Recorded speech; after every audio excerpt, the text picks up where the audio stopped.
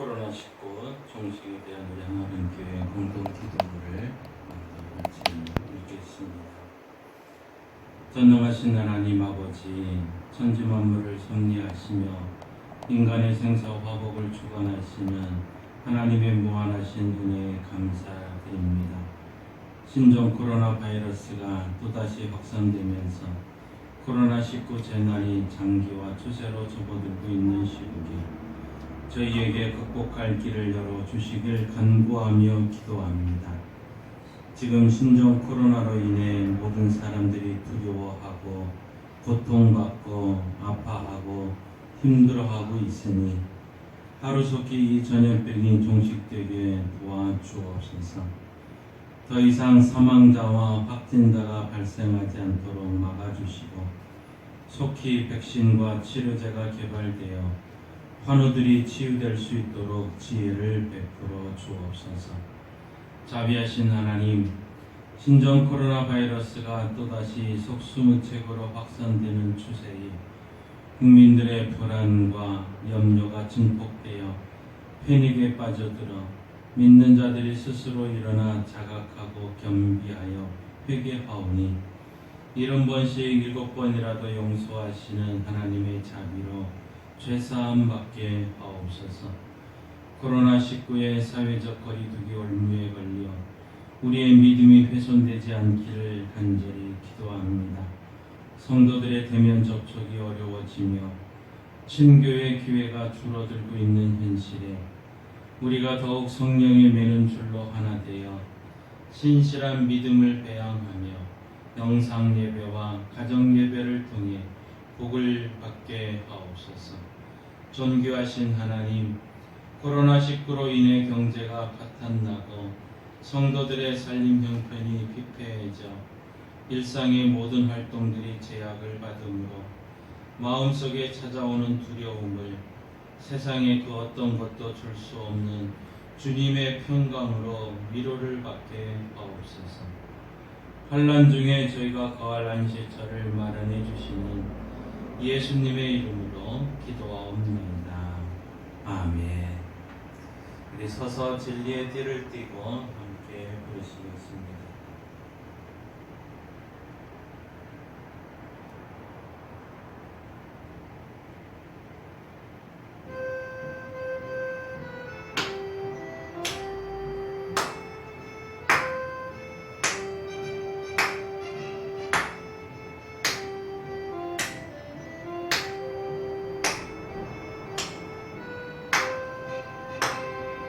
서서 진리의 띠를 띠고 그의 윤배 붙이고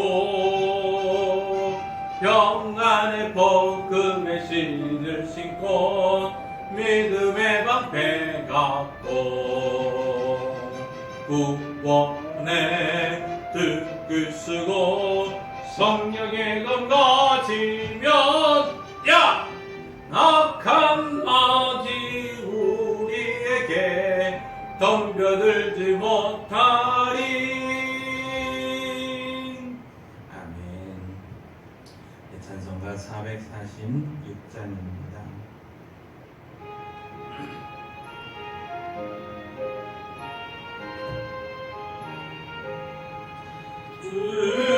음성에는 참 기쁨 없도다. 날 사랑하신 주 늘 계시옵소서. 기쁘고 기쁘도다. 항상 기쁘도다. 나 주께 왔사오니 복 주옵소서. 나 주께 왔으니 복 주시옵소서. 주 함께 계시면 큰 시험이기네. 기쁘고 기쁘도다. 항상 기쁘도다. 나 주께 왔사오니 복 주옵소서. 주 떠나가시면 내 생명 어때네. 기쁘나 슬 부를 때 늘 계시옵소서. 기쁘고 기쁘도다 항상 기쁘도다 나 주께 왔사오니 목 주옵소서. 그 귀한 언약을 이루어 주시고 주 명령 나를 때 늘 계시옵소서. 기쁘고 기쁘도다 항상 기쁘도다 나 주께 왔사오니 목 주옵소서. 아멘.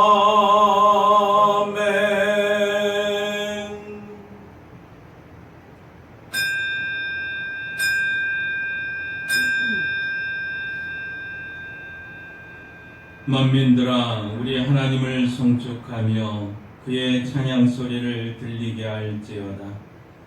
그는 우리 영혼을 살려 두시고 우리의 실족함을 허락하지 아니하시는 주시로다. 하나님을 찬송하리로다. 그가 내 기도를 물리치지 아니하시고 그의 인자하심을 내게서 거두지도 아니하셨도다. 하나님은 영이시니 예배하는 자가 영과 진리로 예배할지니라.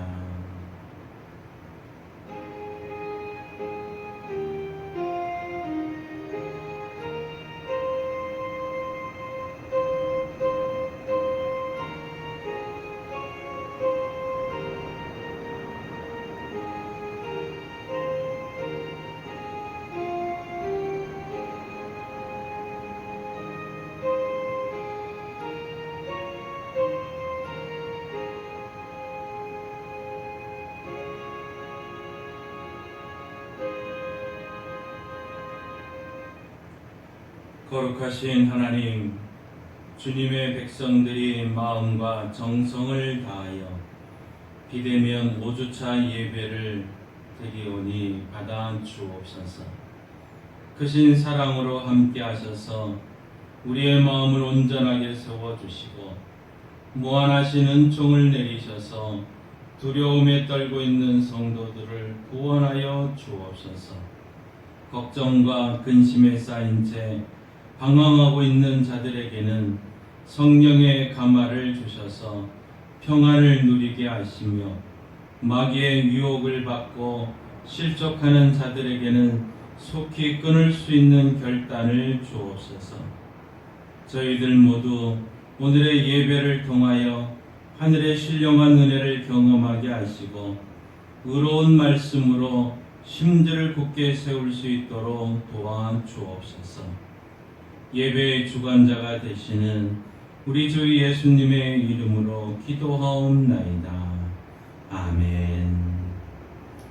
찬송가 15장입니다.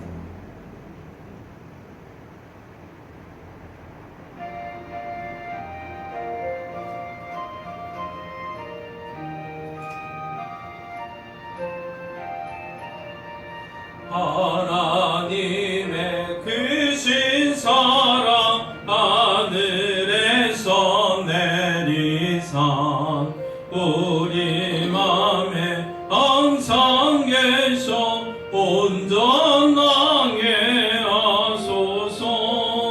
우리 주는 자비하사 사랑 무한하시니 두려워서 떠는 자를 구원하여 주소서. 걱정 근심 많은 자를 성령 감화하시며 복과 은혜 사랑 받아 평안하게 하소서. 처음과 끝이 되신 주님 항상 인도하셔서 마귀 유혹 받는 것을 속히 끊게 하소서. 전능하신 아버지여 주의 능력 주시고 우리 맘에 임하셔서 떠나가지 마소서. 주께 영광 항상 돌려 전사처럼 섬기며 주의 사랑 영영토록 찬송하게 하소서. 우리들이 거듭나서 흠이 없게 하시고 주의 계신 구원 만나 온전하게 하소서. 주께 영광으로 전국까지 이르러 계신 사랑 감격하여 경배하게 하소서. 아멘. 성시교독 74번 마태복음 5장입니다.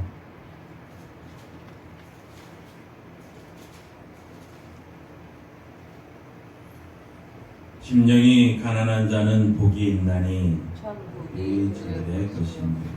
애통하는 자는 복이 있나니 그들이 위로를 받을 것이며 온유한 자는 복이 있나니 그들이 땅을 기업으로 받을 것이며 의에 줄이고 목마른 자는 복이 있나니 그들이 배부를 것이며 긍휼히 여기는 자는 복이 있나니 그들이 긍휼히 여김을 받을 것이며 마음이 정결한 자는 복이 있나니 그들이 하나님을 볼 것이며 화평하게 하는 자는 복이 있나니 그들이 하나님의 아들이라 일컬음을 받을 것이며 의를 위하여 박해를 받은 자는 복이 있나니 천국이 그들의 것입니다. 나로 말미암아 너희를 욕하고 박해하고 거짓으로 너희를 거슬려 모든 악한 말을 할 때에는 너희에게 복이 있나니 기뻐하고 즐거워하라. 하늘에서 너희의 상이 큽니다. 너희 전에 있던 선지자들도 이같이 박해하였느니라. 아멘. 문답시 사도신경으로 우리의 신앙을 함께 고백하십시다. 하나님 아버지를 믿습니까? 나는 전능하신 아버지 하나님 천지의 창조주를 믿습니다. 그의 아들 예수님을 믿습니까? 나는 그의 유일하신 아들 우리 주 예수 그리스도를 믿습니다. 예수님께서 여러분의 구원을 위해 하신 일을 믿습니까? 그는 성령으로 잉태되어 동정녀 마리아에서 나시고 본디오 빌라도에게 고난을 받아 십자가에 못 박혀 죽으시고 장사된 지 사흘 만에 죽은 자 가운데서 다시 살아나셨음을 믿습니다. 예수님께서 어떻게 오실 것을 믿습니까? 하늘에 오르시어 전능하신 아버지 하나님 우편에 앉아 계시다가 거기로부터 살아있는 자와 죽은 자를 심판하러 오실 것을 믿습니다. 성령 하나님을 믿습니까?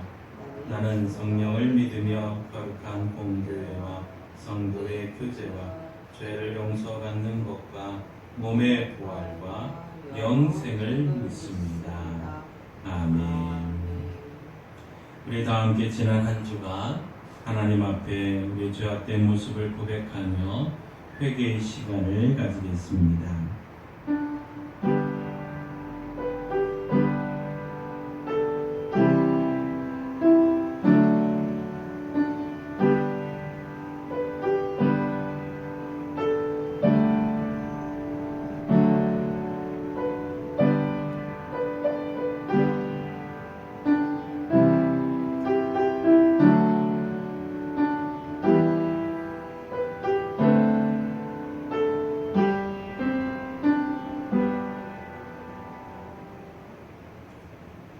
사랑과 은혜가 풍성하신 하나님 아버지, 죄악증에 묻혀 살던 저희들이 주님 앞에 나와 회개하며 용서를 빕니다. 주님은 살찐 양으로 드리는 제사보다 순종을 원한다 하셨으나 저희들은 형식적인 예배를 드리는 것에 만족하면서 진리의 근원이 되는 말씀에는 순종하기를 싫어했습니다. 성전 마당만 밟는 자가 되지 말고 정의와 공의를 강같이 흐르게 하라 하셨는데 저희들은 하나님의 뜻을 실천하는 것은 소홀히 안 채고 오늘도 습관적으로 교회의 문턱을 드나들고 있습니다. 하나님의 뜻은 거역하면서도 육신적인 복을 구하고 있습니다. 주의 종들을 통하여 들려주시는 하나님의 말씀은 소홀히 여기면서 신비로운 황홀경만을 사모하는 왜곡된 신앙을 가지고 있습니다. 하나님 아버지, 우리의 미신적이고 일그러진 신앙을 용서하여 주시고 바르게 세워 주옵소서. 예수님의 이름으로 기도드립니다. 아멘. 하나님께서는 죄를 고백하는 자들에게 이렇게 말씀하십니다. 예수께서 이르시되 나도 너를 정죄하지 아니하노니 가서 다시는 죄를 범하지 말라. 아멘. 이 말씀에 의지하여 여러분이 고백한 모든 죄는 용서되었고 평화가 있을 것입니다. 그런즉 누구든지 그리스도 안에 있으면 새로운 피조물이라. 이전 것은 지나갔으니 보라 새 것이 되었도다. 아멘. 우리 한번 같이 인사합니다. 주님의 이름으로 사랑합니다. 주님의 이름으로 용서합니다. 주님의 이름으로 미안합니다. 주님의 이름으로 사랑합니다. 찬송가 304장입니다.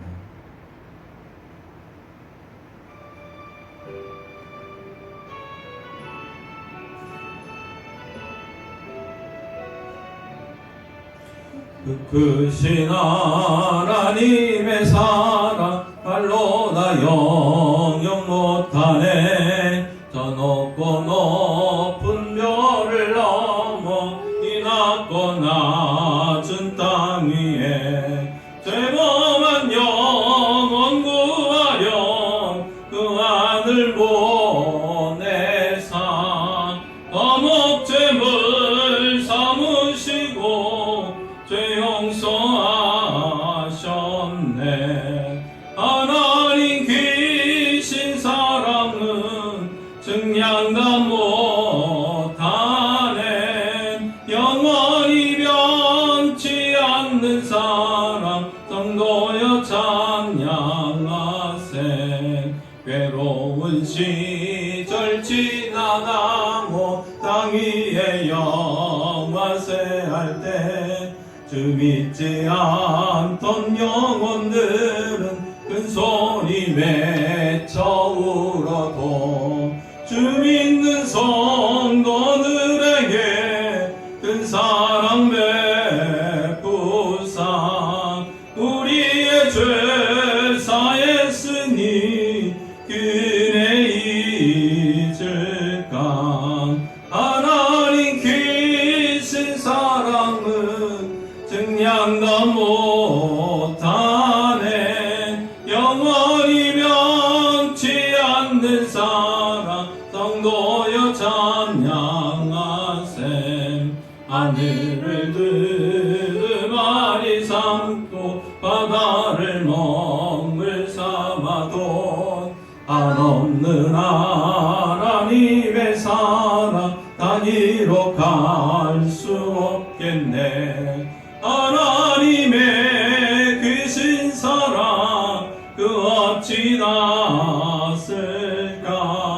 저 하늘 높이 쌓아놓은 채우지 못하리. 하나님 귀신 사랑은 증량다 못하네. 영원히 변치 않는 사랑 성도여 찬양하세.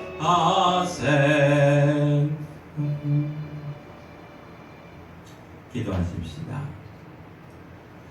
하나님 아버지 감사합니다. 비대면 예배 5주차 예배를 하나님께 드립니다. 하나님께서 주신 은혜 속에 우리 성도들의 가정과 일터와 삶에 평화를 허락하여 주시고 주의 이름을 부르는 자리에 하나님 함께 하셔서 응답하여 주시고 평강에 평강을 더하여 주옵소서. 주님을 향한 사랑 잃어버리지 않게 하시고 주님을 향한 고백 떠나지 않게 하시고 그 신앙 가운데 바르게 살아서 하나님께 칭찬받는 또 하나님을 감동시키는 성도들 되게 하여 주옵소서. 이 나라의 민족을 기억하여 주옵소서. 정치, 경제, 사회, 문화 모든 부분이 코로나19로 인해서 힘들어하고 있습니다. 정치인들에게 지혜를 주시고 경제인들에게 지혜를 주시고 교육계에 종사하는 모든 자들과 학생들에게 지혜를 주셔서 이 어려운 시기를 잘 극복하고 나아갈 수 있도록 도와주옵소서. 특별히 소상공인들에게 하나님의 은혜가 있게 하셔서 저들에게 비난과 욕이 아니라 평안과 즐거움 가운데 이 어려움을 잘 극복할 수 있도록 힘주시고 도와주옵소서. 특별히 하나님 코로나19 의료진들 하나님께서 저들을 지치지 않게 하시고 한 생명을 살리기 위해 수고하는 수고가 헛되지 않게 하시며 백신과 치료제가 속히 개발되어 이 어려움을 빨리 극복하고 종식시킬 수 있도록 하나님 지혜를 더해 주옵소서. 교회가 하나님의 영광을 가리고 있습니다. 하나님의 이름을 욕되게 했습니다. 주님 용서하여 주시고 이제 교회가 더 교회다운 모습으로 이 땅에 칭찬받고 또 존경받는 교회들로 쓰임받게 하시고 좋은 영적 지도자들도 나오게 하셔서 하나님의 은혜 가운데 교회가 든든히 세워지게 하옵소서.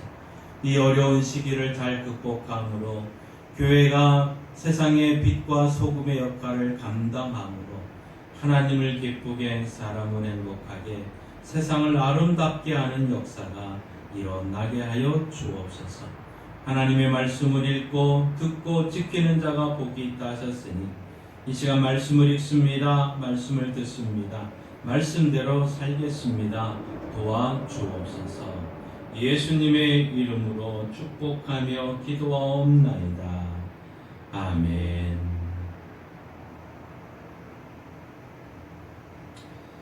하나님의 말씀 성경을 읽겠습니다. 하나님의 말씀 성경을 읽겠습니다. 마태복음 23장 25절에서 28절 말씀입니다. 우리 한번 같이 일어나셔서 하나님의 말씀을 읽겠습니다. 화 있을진저 외식하는 서기관들과 바리새인들이여 잔과 대접의 겉은 깨끗이 하되 그 안에는 탐욕과 방탕으로 가득하게 하는도다. 눈먼 바리새인이여 너는 먼저 안을 깨끗이 하라.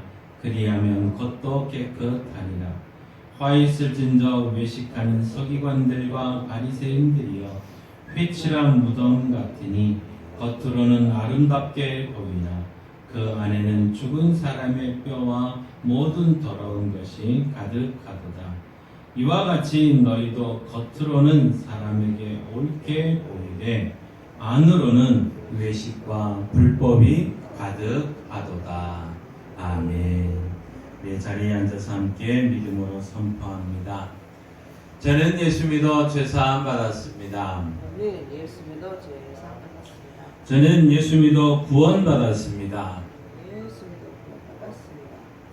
저는 예수 믿어 하나님의 자녀 되었습니다. 예수 믿어 하나님의 자녀 되었습니다. 저는 예수 믿어 천국 백성 되었습니다. 예수 믿어 천국 백성 되었습니다. 저는 예수 믿어 칭찬받는 성도 되었습니다. 예수 믿어 칭찬받는 성도 되었습니다. 저는 예수 믿어 감사가 더 넘치는 성도 되었습니다. 예수 믿어 감사가 더 넘치는 성도가 되었습니다. 저는 예수 믿어 부활함을 믿습니다. 저는 예수 믿어 부활함을 믿습니다. 아멘. 아멘. 우리 9월 한 달은 우리 그리스도인의 삶에 삶에 대해서 함께 말씀을 나누고 있습니다. 그래서 첫 주에는 사람의 마음에서 나오는 것이 사람을 더럽게 한다. 그래서 좋은 마음, 좋은 생각, 좋은 말. 말을 해야 된다고 말씀을 드렸습니다. 우리 지난주에는 비난받지 않기 위해서 비판하지 말라. 비판받지 않기 위해서 비판하지 말라 하는 말씀을 함께 나누었고요. 오늘은 우리가 겉과 속이 다른 신앙인이 되지 말자. 또 그런 사람이 되지 말라 하는 말씀을 함께 나누고자 합니다. 여러분 오늘 받으신 주보에 보시면 무교 가정 예배 자료가 있습니다. 거기에는 한 분의 목사님의 이야기가 기록되어 있습니다. 충북 영동에 가면 한 시골 마을이 있습니다. 무란 계곡이라는 곳이 있죠. 그 마을에서는 평일에도 목사님이 쉬지 않고 불려 다닙니다. 70이 넘는 사람들로 다 마을이 구성되어 있다 보니까 모내기 할 때도 일손이 부족하면 목사님을 초청해서 또 일을 합니다. 집안에 전등을 갈 때도 목사님을 부릅니다. 아이들이 학교를 끝나면 놀거리가 없을 때 목사님을 불러서 함께 축구도 하고 또 겨울에는 썰매도 타기도 합니다. 이른 새벽에 목사님 보일러가 고장났는데 고치는 방법을 모르겠습니다 하고 새벽까지 전화를 하기도 합니다. 때로는 꿀 따는 일이 있을 때도 목사님을 일꾼으로 부르기도 합니다. 대부분 교회 성도도 아닌데 스스럼 없이 목사님에게 도움을 요청하는 것은 이 목사님이 이럴 때 목사를 불러 주십시오 하고 적힌 전단지를 만들어서 마을 주민에게 돌렸던 것이지. 그래서 마을 사람에게 부담 없이 다가가서 또 이야기하려고 했던 하나의 소통 방법이었습니다. 그러다 보니까 교회에 나와도 나오지 않아도 이제 부담 없이 마을 일에 필요할 때면 100마디 말보다는 가서 한마디 가서 도와주는 것, 한번 도와줌으로 그들과 소통을 하고자 하는 목사님의 목표가 있었던 것이죠. 그러다 보니까 마을에서는 교회 가지 않는 사람도 쉽게 목사님을 부르게 되었고 또 뭐 속마음을 터놓을 수 있는 것은 바로 이 목사님 분이었던 것입니다. 목사 사용 설명서라는 책을 내신 인물한 계곡 교회 김선주 목사님 이야기입니다. 그래서 많은 칭찬도 마을 사람들에게 받고 또 교회가 또 그러한 모습을 보여주기도 했습니다. 오늘날 많은 교회가 이것처럼 교회로 또 목회자들이 선한 일로 선한 사역을 하면서 칭찬을 받고 있습니다.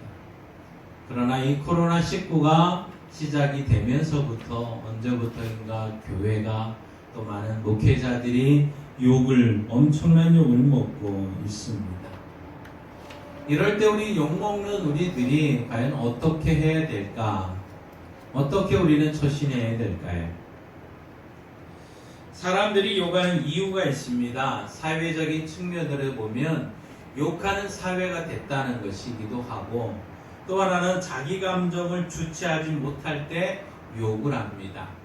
때로는 습관적으로 하는 것으로 욕구 분출인 동시에 감정을 발산하는 것, 이것이 이제 욕을 통해서 나오게 되는데 동아대학교의 강기수 교수가 욕의 인간학적 기능이라고 하는 논문에서 욕의 종류는 쌍욕, 방비욕, 익살욕, 채찍욕 등이 있다고 이야기를 합니다.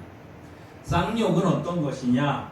억울함과 서러움, 증오, 적개심이 포함되어 있는, 그래서 악담을 하는 것이 특징입니다. 또 때로는 개 같은 놈이라는, 이게 동물을 빗대어 하는 욕도 있고 상대방의 신체를 들먹이면서 하는 그러한 욕이기도 합니다.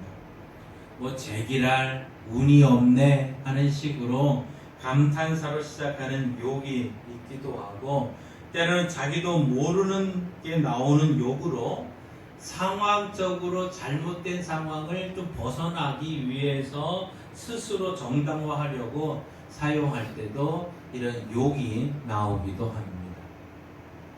방귀욕이 있는데 이것은 쌍욕보다 강도는 줄지만 노여움과 분노의 공격적 감정을 포함하고 있습니다.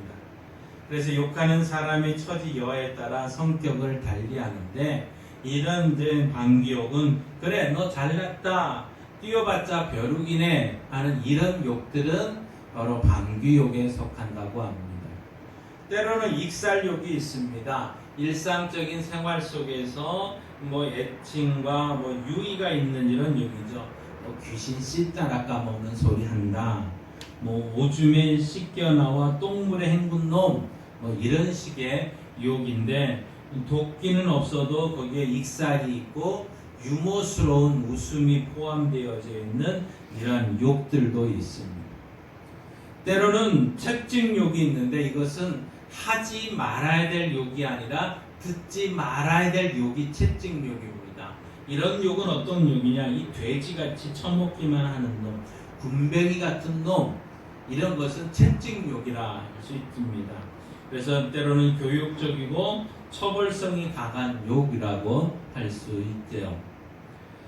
이처럼 욕에는 분노가 있고 거기에는 증오가 있고 미움이 있고 질투가 실망, 공포, 두려움이 다 포함되어 있습니다. 때로는 이 욕은 특정 사회 시대적인 산물임과 동시에 우리 인간 본성의 끊임없는 어떤 그런 표현을 욕이라고 할 수 있는데 이 욕을 통해서 스트레스가 해소되기도 하고 또 이 사회 질서를 때로는 유지해 가는 하나의 기능도 이 욕이라는 곳에 있습니다.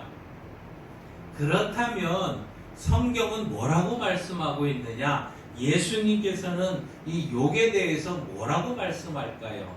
우리는 이것을 살펴봐야 되겠죠. 우리 마태복음 5장 21절, 22절 우리 한번 같이 읽어봅시다. 옛사람에게 말한 바 살인하지 말라 누구든지 살인하면 심판을 받게 되리라 하였다는 것을 너희가 들었으나 나는 너희에게 이르노니 형제에게 노하는 자마다 심판을 받게 되고 형제를 대하여 나가라 하는 자는 공회에 잡혀가게 되고 미련한 놈이라 하는 자는 지옥불에 들어가게 되리라. 이 예수님께서 하신 말씀입니다. 모세의 율법에는 살인은 하면 처형, 사형이다 하고 말합니다. 그런데 예수님께서 될 수 있다, 이미 살인한 것과 같다 하는 표현을 합니다. 누군가에 대해서 분노가 커져서 그가 죽었으면 좋겠다 하고 생각을 품게 되면 이미 그 마음속으로 살인한 것과 같다고 말씀하고 있는 것이죠. 여러분 여기 지금 주님 말씀하신 나가라고 하는 이 표현은 이 눈치 없는 멍청한 돌대가리야 이런 욕입니다.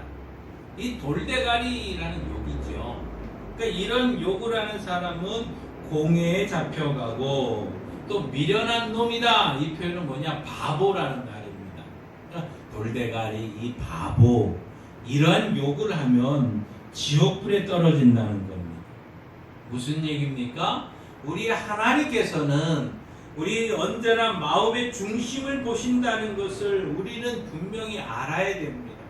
신앙생활하는 우리들은 간직하고 있어 잊지 말아야 돼. 중요한 거 하나님 내 마음을 읽고 있구나, 내 마음을 알고 있구나 하는 것이죠.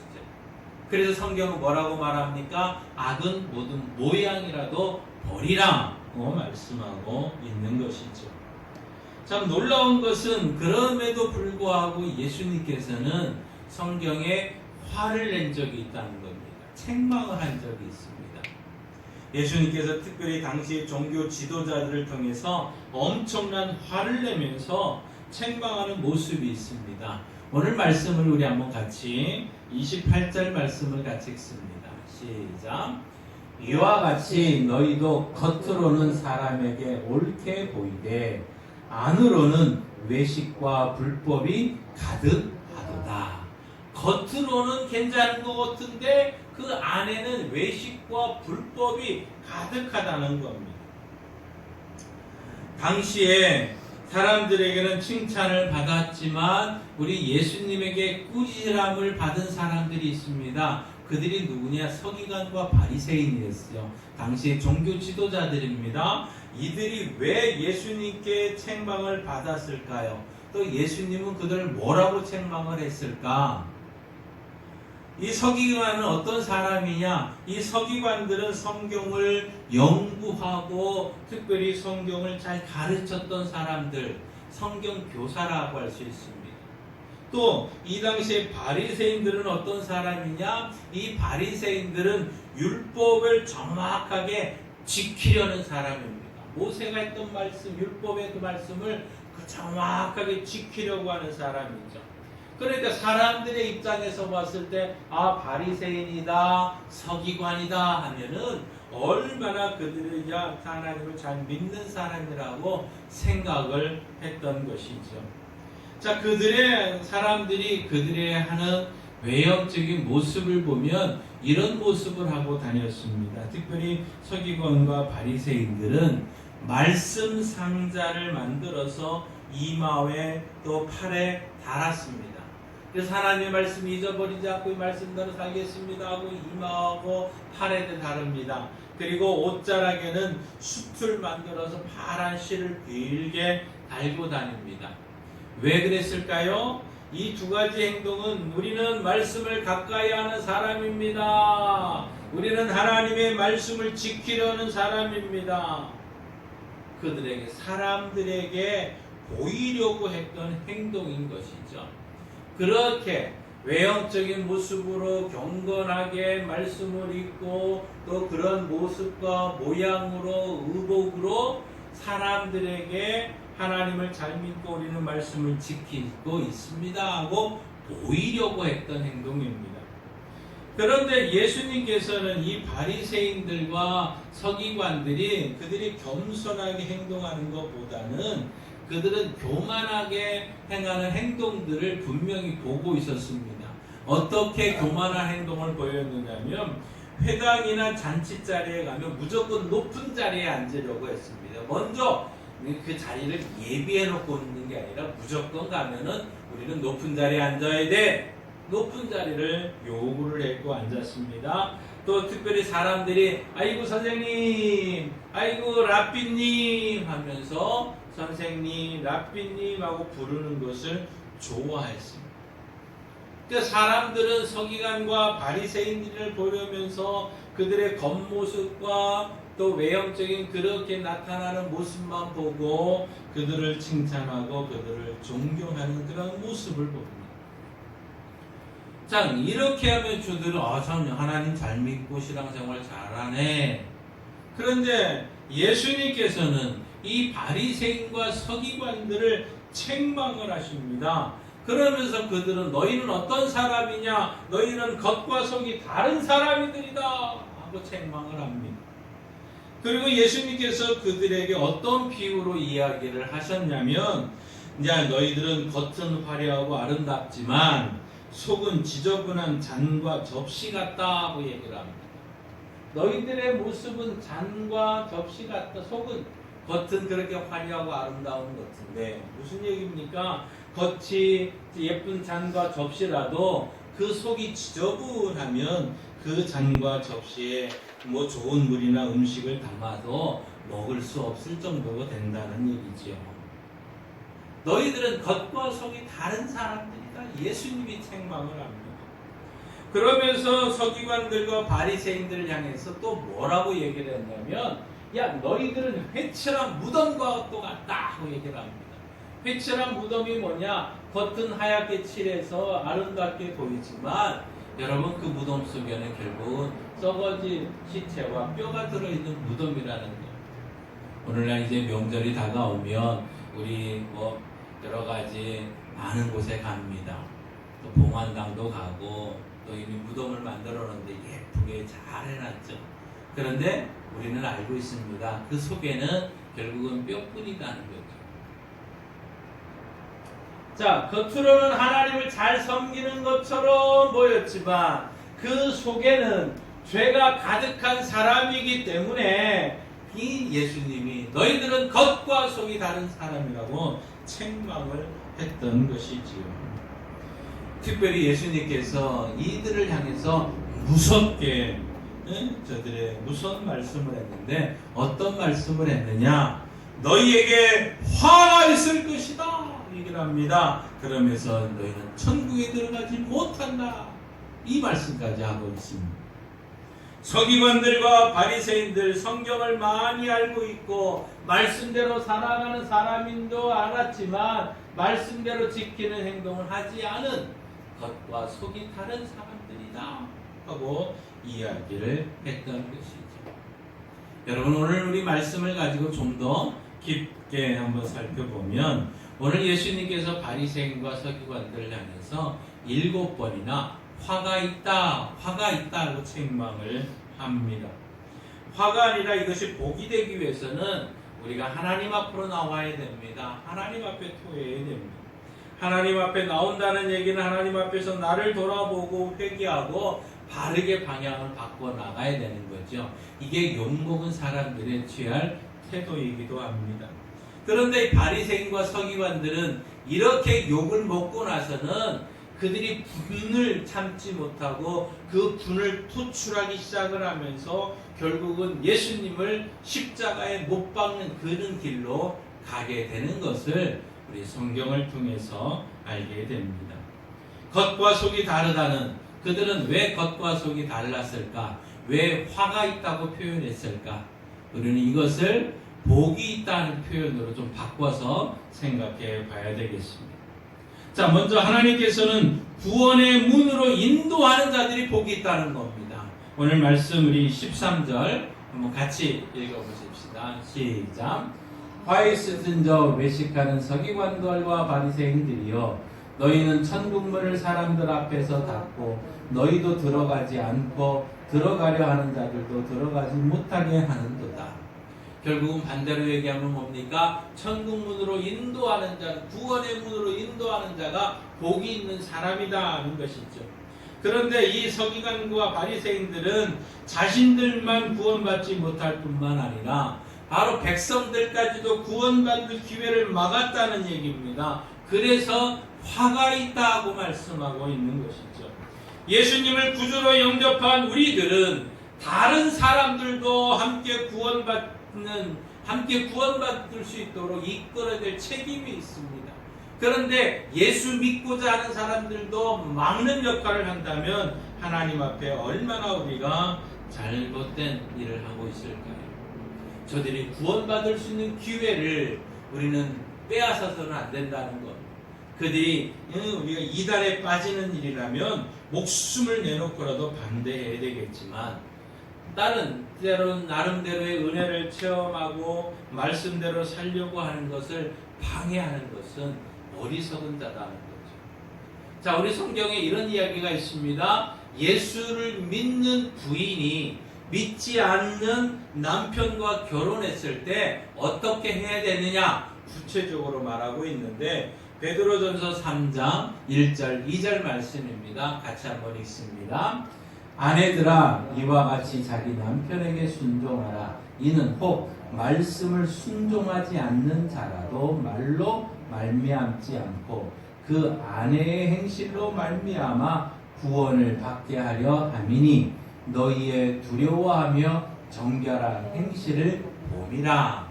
자, 구원받고 예수를 잘 믿는 부인이 있습니다. 그런데 믿지 않는 남편이 있다는 겁니다. 믿지 않는 남편에게 말로 하는 것이 중요한 것이 아니라 믿는 사람의 담은 그러한 행동으로 말미암아 그 남편이 변화되고 구원받을 수 있게 된다고 하는 얘기죠. 그러니 우리 믿는 사람들이 빛과 소금의 역할을 하는 것, 또 우리의 착한 행실을 통해서 사람들이 하나님께로 돌아오게 된다는 거죠. 그렇기 때문에 믿는 사람들이 빛과 소금의 역할을 잘 감당하는 것이 얼마나 중요한지 모릅니다. 복음을 막는 자가 아니라 복음의 통로가 되는 것이 복이 있는 자들입니다.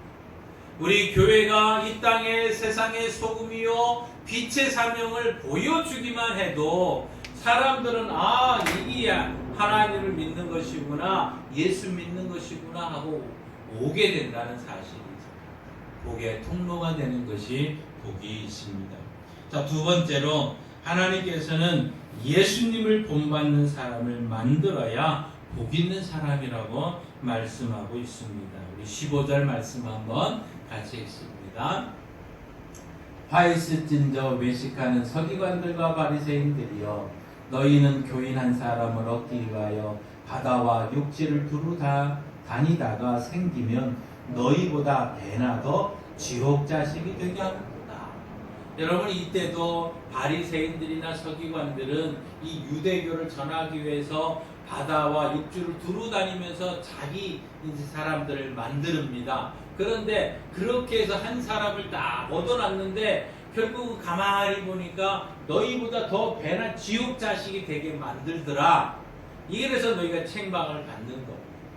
결국 우리는 한 사람이 예수 믿기 위해서 교회로 오는 거 얼마나 중요한지 모릅니다. 예수를 믿게 되는 것이 얼마나 중요한지 모릅니다. 그런데 그들이 누구를 본받게 해야 되느냐? 예수님을 본받는 예수님의 제자가 되게 만들어야 이게 복 있는 사람의 모습이죠. 예수님을 닮아가야 되는 모습입니다. 그런데 더 지옥 자식이 될 정도로 악하게 만든다면 그것은 얼마나 책망받는 일이겠습니까? 성경은 골로새서 1장 28절 29절 이렇게 말합니다. 함께 읽습니다. 우리가 그를 전파하여 각 사람을 권하고 모든 지혜로 각 사람을 가르침은 각 사람을 그리스도 안에서 완전한 자로 세우려 함이니. 이게 우리가 할 일이죠. 한 사람을 예수님을 전파해서 그 사람을 권하기도 하고 지혜로 그들 가르쳐서 결국 어떤 사람을 만들어야 되느냐? 그리스도 안에서 완전한 자로 세워야 되는 일이에요. 이게 우리 할 일이에요. 그 다음 절 29절 같이 읽습니다. 이를 위하여 나도 내 속에서 능력으로 역사하시는 이의 역사를 따라 힘을 다하여 수고하노라. 주의 주시는 힘을 능력을 가지고 이 사명 완전한 자로 세우기 위해서 수고하는 것. 이게 우리 성도들이 할 일이죠. 우리 먼저 예수 믿는 사람들이 할 일이고 목회자가 할 일이고 우리 성도들이 할 일입니다. 한 사람이 그리스도 안에서 완전한 자로 세우는데 그럴 때 우리는 책망받는 자가 아니라 바로 복받는 사람이 될 수 있다는 사실입니다. 여러분이 이 일에 힘을 다하여 수고하는 우리 하나님교회 성도들 되시기를 바랍니다. 세 번째로 하나님께서는 삶의 우선순위가 분명한 사람이 복이 있다는 것을 또 말씀합니다. 여러분이 23절 말씀 한번 같이 읽습니다. 화했을진저 외식하는 서기관들과 바리새인들이여, 너희가 박하와 회양과 근체의 11조는 드리되 율법에 더 중한 바 정의와 긍휼과 믿음은 버렸도다. 그러나 이것도 행하고 저것도 버리지 말아야 할지니라. 여러분 11조 생활 이들은 엄청 잘했습니다. 심지어 어떤 11조까지 드렸느냐? 들에서 캔 나물에까지도 11조를 하나님께 드렸다는 겁니다. 그런데 이 외형적으로 드려지는 것보다 더 중요한 정의와 자비와 신의는 소홀히 여겼다는 겁니다. 그냥 형식적으로 가서 들에 가서 풀을 뽑아가지고 와서 이 곡식을 주신 거에 감사해서 그냥 그것만 드리는 역할만 했지, 이것을 통해서 다른 사람을 도와주고 하나님과의 믿음의 관계 속에서 정의를 행하고 공의를 행하고 자비를 베푸는 일들은 안 했다는 거죠. 11조의 진정한 의미를 모르고 생활을 했다는 겁니다. 한 가지 예를 들어봅시다. 많은 교회가 지도자를 세울 때 사용하는 잣대가 있습니다. 주로 다 보이는 것이죠. 이 사람이 주일 출석을 잘했느냐, 헌금을 얼마나 하느냐, 교회에서 얼마나 봉사하느냐, 또 사회 여기에 다 초점을 두고 있는 거예요. 이들의 가정생활이 어떻고, 직장생활이 어떻고, 사회생활이 어떻고, 친구관계가 없느냐, 여기에 대해서는 별로 관심이 없다는 거예요. 우리가 교회 지도자로 세울 때는 겉과 속을 다 함께 볼 수 있는 이러한 것이 중요한 것이죠. 하나님을 사랑하기 때문에 하나님 우리도 사랑하시고, 우리가 주님을 섬기기 때문에 다른 사람도 섬겨야 되는 이런 사랑과 섬김과 봉사가 함께 아우러져서 이 일을 감당할 수 있는 사람, 좋은 사람을 우리는 지도자로, 영적 지도자로 세워야 된다는 것이죠. 그런 자가 복이 있는 사람이다. 그런데 이 겉과 속이 다른 모습으로 행동한다면 결국 우리는 책망받을 수밖에 없다는 것이죠. 또 하나님께서는 외모보다는 속사람에 집중하는 사람이 복이 있다고 말씀합니다. 오늘 25절, 26절 같이 한번 보십시다. 화에 스진저 외식하는 서기관들과 바리새인들이여, 잔과 대접의 겉은 깨끗이 하되 그 안에는 탐욕과 방탕으로 가득하게 하는도다. 눈먼 바리새인이여, 너는 먼저 안을 깨끗이 하라. 그리하면 겉도 깨끗하리라. 그 속이 중요한 것을 얘기를 합니다. 우리가 바리새인처럼 되지 않으려면 외적인 것보다 내적인 것에 더 잘 다스릴 줄 알아야 됩니다. 아무리 술, 담배 하지 않고 주일 예배 빠지지 않는다 하더라도 그 마음속에 분노와 미움과 욕심으로 가득 차 있으면 소용이 없는 거죠. 경건한 삶이 아니다 하는 겁니다. 우리가 진정으로 경건한 사람이 되기를 원한다면 사람들이 자신을 어떻게 볼까, 사람들에게 자신이 어떻게 보일까에 집중하지 말고 하나님께서 나를 어떻게 보실까, 하나님 앞에 우리는 어떤 모습일까, 여기에 초점을 맞추고 집중하다 보면 우리의 겉모습까지도 깨끗해진다는 겁니다. 사람들의 시선과 인정을 의식하기 시작하면 외적인 경건을 추구하게 되는데 어쩔 수 없게 됩니다. 그러나 하나님의 시선을 의식하게 되면 내면을 살펴보게 되고, 하나님 보시기에 잘못된 것을 고백하게 되면 회개하게 되고, 정결함으로 받으면 참된 경건에 이르게 된다는 것을 우리는 기억해야 됩니다. 그래서 예수님께서도 먼저 안을 깨끗이 하면 밖도 깨끗해진다고 말씀하고 있는 겁니다. 우리는 밖에 보이는 것보다 자신의 안에 일어나고 있는 것에 집중해야 되는 거죠. 우리는 쉽게 화를 냅니다. 분을 냅니다. 그러면서 내가 화를 내지 않겠다고 결단하게 되는데 외적인 모습이죠.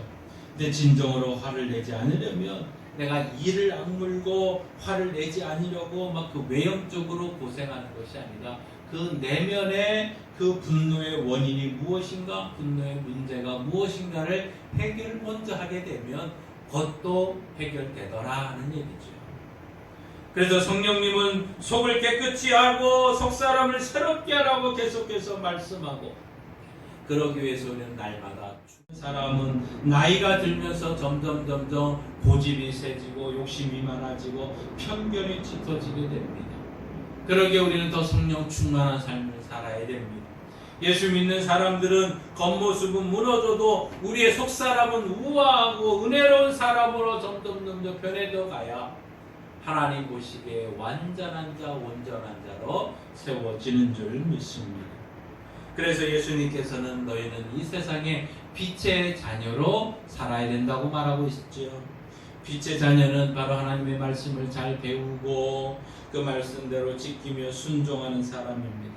빛의 자녀들은 다른 사람에게 바른 신앙의 삶을 보여주며 살아가는 자들입니다. 바리새인과 서기관처럼 겉과 속이 다른 사람이 아니라 겉모습과 속모습이 하나님을 기쁘게 하는 그러한 바른 신앙을 가지고 살아가야 될 줄 믿습니다. 사랑하는 성도 여러분, 우리는 일상생활에서 쉽게 욕을 듣습니다. 그런데 우리는 이럴 때마다 무슨 표현을 합니까? 욕을 먹는다고 합니까? 그냥 욕을 들었다고 표현하십니까? 대부분 다 욕 먹었다 하는 표현을 많이 쓰지요. 욕하는 소리를 듣는 것과 욕을 먹는 것은 별개다는 것입니다. 욕을 듣고 먹지 않을 수도 있고 욕을 먹을 수도 있는데, 욕을 듣고 먹지 않으려고 할 때는 굉장히 고통스럽습니다. 그런데 욕을 먹을 수 있다면 차라리 행복해진다는 것을 기억해야 됩니다. 만일 욕을 먹지 않으려고 내가 토해내려고 하면 뭐냐, 냄새가 납니다. 내가 다른 사람들을 억지로 이걸 먹지 않으려고 토해내면 저 사람도 또 나도 같이 완전히 뒤먹이 되면서 결국은 어떻게 됩니까? 여기에 다툼이 생기고 분노가 일어나고 결국 이것은 파괴가 되고 단절이 되는 것으로 이어지더라는 것. 내가 욕 먹었습니다. 이 사람을 통해서 저 사람 교만해. 그래, 뭐 누가 이런 말을 했나? 막 이게 자꾸 찾아가서 그 사람 앞에 가서 집사님, 내가 교만해요? 어떻게 교만해요? 여기 하면 뭐라고 말할까요? 그 사람은 아마 그쪽에서 아니 괜찮아, 아니 내가 잘못 본 거야. 아마 겉으로는 말할지 몰라도 그래, 네가 얼마나 교만한지 하면 서로 이렇게 분노가 일어나고 다툼이 일어나고 결국은 단절로 이어나는 거 아니겠습니까? 그런데 욕을 먹고 소화시키고 내게 유익하게 되는 방법은 뭐냐? 그 방법이 성경은 뭐라고 하냐? 하나님 앞에 나와서 토로하라는 거예요. 하나님 앞에 토해를 내라는 겁니다. 예수님 앞에 달려가라는 얘기죠. 사무엘하 16장에 보면 다윗 왕 때 일어나는 일입니다. 다윗의 아들이 압살롬이 구테타를 일으킵니다. 그래서 결국은 아버지가 예루살렘 그 집을 떠나서 이 아버지와 다른 사람들이 도망갑니다. 그런데 한참 도망가는데 사울왕 집안의 사람인 게라라의 아들 시므이가 이 도망가고 있는 다윗을 향해서 저주를 합니다. 뭐라고 저주하는지 한번 볼까요? 사무엘하 16장 7절입니다. 한번 같이 읽습니다. 시므이가 저주하는 가운데 이와 같이 말하느냐, 피를 흘린 자여, 사악한 자여, 가거라. 여러분, 일개의 왕 임금에게 이런 얘기하면 명예훼손죄입니다. 이거 어마어마한, 그 당시에는 당장 저 잡아서 죽여 말할 수 있는 이런 상황이죠. 그런데 이 왕을 향해서 이 피 흘린 자야, 사악한 자야, 가거라 얘기합니다.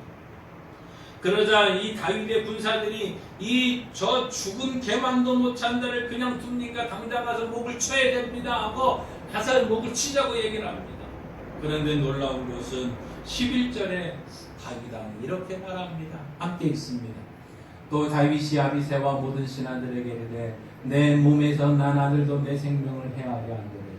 하물며 이 베냐민 사람이여 여호와께서 그에게 명령하신 것이니 그가 저주하게 버려두라. 어떻게 해석을 합니까? 여호와께서 그를 통해서 나에게 하는 말이니 그를 저주하게 그대로 두라고 얘기를 합니다.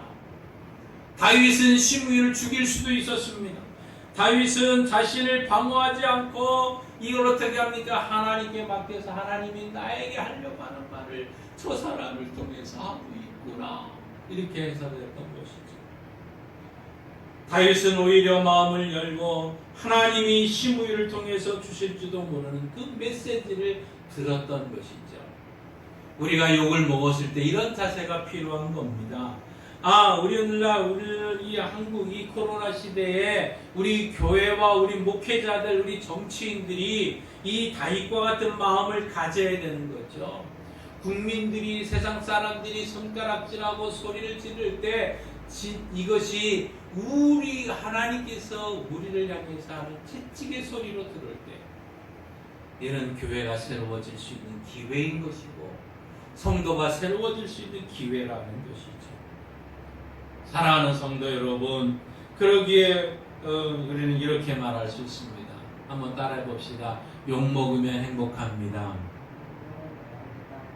인생길에 우리는 수많은 장애물이 있습니다. 그 길 우리가 원하는 것처럼 평탄하지 않습니다. 우리 가는 길에 돌을 던지며 욕하는 사람을 질비합니다.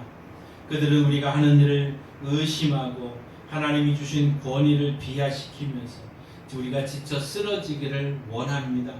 그러나 하나님은 우리를 그대로 넘어가게 하지 않습니다. 시므이가 저주한 대로 다윗이 압살롬의 구테타처로 결국 무너진 것이 아니라 결국은 다시 다윗 왕이 성으로 들어가고 모든 것이 평정하게 됩니다. 시므이는 훗날 솔로몬의 그 왕에 의해서 죽게 되죠. 저주와 욕을 통해서 우리는 하나님의 음성을 듣고 하나님의 소리를 듣는 사람들 복이 있는 것입니다. 그렇기 때문에 욕을 먹는 것은 행복합니다. 왜? 나를 돌아볼 수 있고 하나님이 기뻐하는 일이 무엇인지를 한번 살펴볼 수 있는 시간이기 때문에 하나님 앞에 와서 토로하고 하나님 앞에 내려올 때 교회가 살 수 있고 성도가 살 수 있는 줄 믿습니다. 우리가 다 바리새인들이 될 가능성이 크다는 것을 잊지 마십시다. 그리고 교회에서 섬기고 봉사하다 욕을 먹었을 때 소화시키는 방법은 하나님 앞에 나와서 기도함으로 해결받아야 됩니다. 사람이 아닙니다. 하나님 앞에 나와서 말씀으로 비추어 보고 말씀으로 해갈 때 나에게 욕하는 사람을 소중하게 알게 되고 그를 또 긍휼을 베풀 수 있고 사랑을 베풀 수 있는 것입니다. 화 있을진저 바리새인과 서기관들이요, 그들이 이런 소리를 들었다면 이제 우리는 너희에게는 복이 있다 하는 칭찬의 소리를 듣는 우리 하나님 교회 모든 성도들 되시길 주님의 이름으로 축원합니다. 기도하십시다. 하나님 아버지, 하나님 아버지, 하나님 말씀대로 살아가는 것이 힘들고 어렵습니다. 때로는 말씀대로 살되 세상에 욕을 먹게도 됩니다.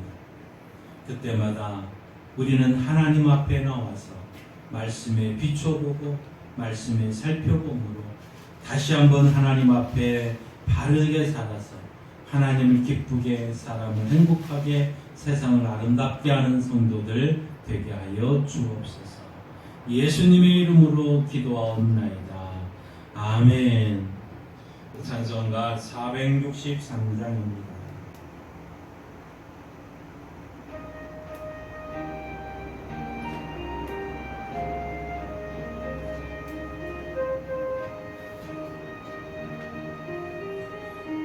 나 되기 원합니다.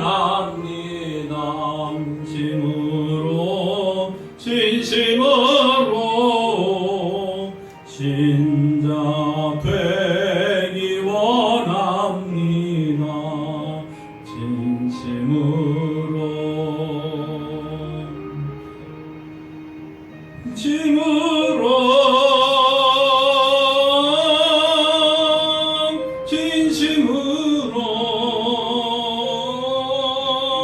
나 되기 원합니다. 진심으로 향하기 원합니다. 진심으로 사랑하기 원합니다.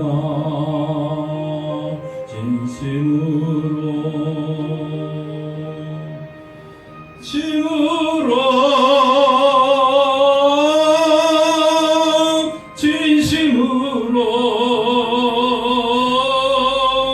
나랑 하기 원합니다. 진심으로 거룩하기 원합니다. 진심으로 거룩하기 원합니다. 진심으로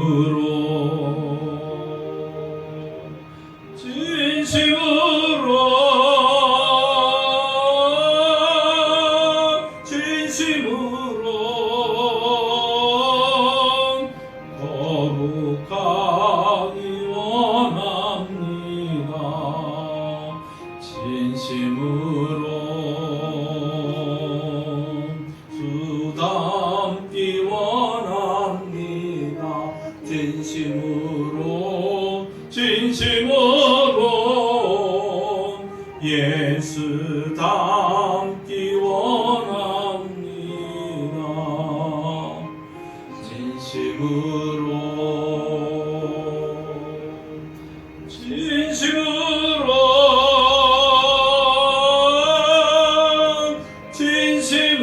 진심으로 예수 닮기 원합니다.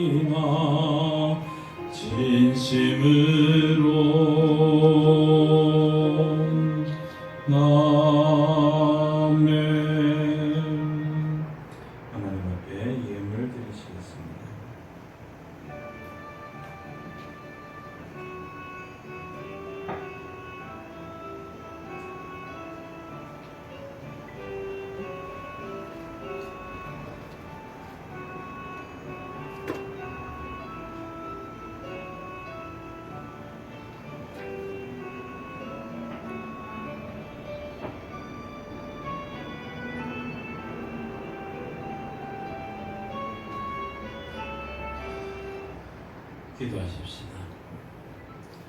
하나님을 아버지로 예수님을 구주로 믿으며 하나님 앞에 온전한 자로 빛과 소금의 삶을 살다가 하나님의 은혜에 감사해서 귀한 예물을 드립니다.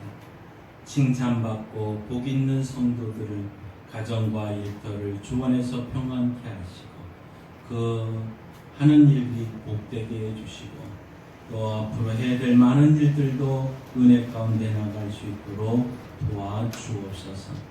하나님, 더 이상 교회와 성도들이 목회자들이 욕먹는 자리에 서지 않게 하시고 하나님을 기쁘게 하는 자리, 하나님을 감동케 하는 자리, 사람들에게 칭찬받는 자리에서 하나님께 영광 돌릴 수 있도록 인도하여 주시고 우리가 저희 자신을 돌아보며 회개하고 다시 한번 청결한 마음으로 새로운 자세로 하나님 앞에 좋은 일, 기쁜 일, 선한 일 잘 감당하여 하나님께 영광 돌리게 하여 주옵소서. 이 모든 일에 필요한 것을 채워주시고 주께서 주시는 힘으로 주께서 주시는 능력으로 이 모든 사역을 잘 감당케 하옵소서. 예수님의 이름으로 축복하며 기도하옵나이다. 아멘. 하늘에 계신 우리 아버지, 아버지의 이름을 거룩하게 하시며 아버지의 나라가 오게 하시며 아버지의 뜻이 하늘에서와 같이 땅에서도 이루어지게 하소서.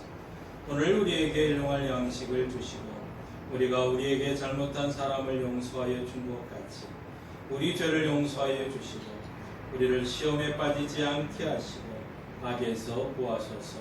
나라와 권능과 영광이 영원히 아버지의 것입니다.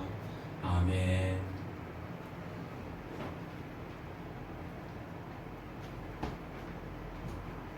찬송가 518장 3절 4절입니다.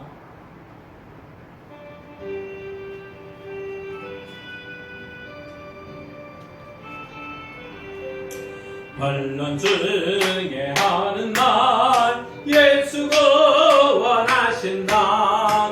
다시 살아나시오. 예수가 원하신다. 지은 죄로 인하여 슬픈 마음이 있어도 순일 때에 내 할만 예수가 원하신다. 사람들아 외쳐라. 예수가 원하신다. 기뻐하라 나라들. 예수가 원하신다. 구원하는 복음을 산과 들에 전하라. 우리들의 순전한 예수가 원하신다. 하나님 아버지, 예수님을 믿는 주의 성도들이 하나님의 영광을 나타내기 위해 삶의 자리로 갑니다. 우리의 말과 행실과 우리의 삶의 모습으로 하나님께 영광 돌리며 승리하고 돌아올 수 있도록 도와주옵소서. 지금은 우리 구주 예수 그리스도의 은혜와 독생자 예수님을 이 땅에 보내주신 하나님 아버지의 크신 사랑하심과 하나님을 아버지로 예수님을 구주로 믿고 살아갈 수 있도록 도와주시는 성령 하나님의 역사교통 충만하심이 겉과 속이 다른 신앙이 아니라 신행 일치의 삶으로 하나님을 기쁘게 사람을 행복하게 세상을 아름답게 하기로 결단하며 나가는 주의 백성들과 저들의 자녀들과 손주들과 기업과 주의 교회 한아름 교회와 코로나19로 하루빨리 종식되기를 기도하는 대한민국 위에 이제로부터 영원토록 함께 하시길 간절히 축원하옵나이다. 아멘.